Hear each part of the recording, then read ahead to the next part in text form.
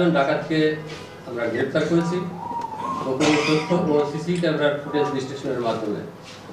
এই 4জন ডাকাতের বাড়ি কচুয়াতে আছে এবং কুমিল্লার চান্দিনাতে এদের বসবাস।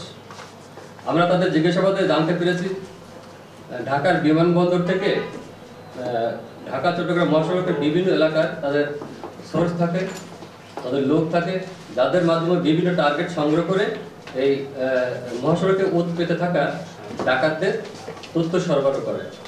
এবং আমরা এই আসামি গ্রেপ্তারের সময় আমরা জানলাম এই কমপক্ষে 30 থেকে 35 জন সদস্য আছে।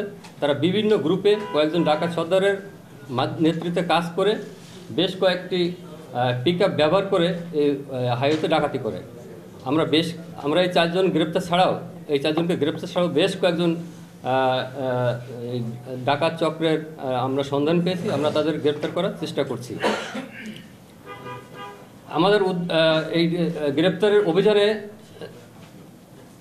আমরা ডাকাতির কাজে ব্যবহার হয়েছে এরকম একটি পিকআপ এবং বেশ কিছু দেশীয় অস্ত্র যেমন কিরিস, রামদা, শাবল, লোহার রড এবং বড় চাকু আমরা উদ্ধার করেছি।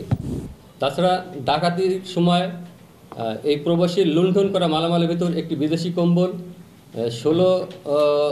16 কুয়েতি দিনার এবং 105 মালয়েশিয়ান রিঙ্গিত এবং 3,500 টাকা আমরা উদ্ধার করেছি। আপনারা ইতিমধ্যে গতকাল আমি বলেছি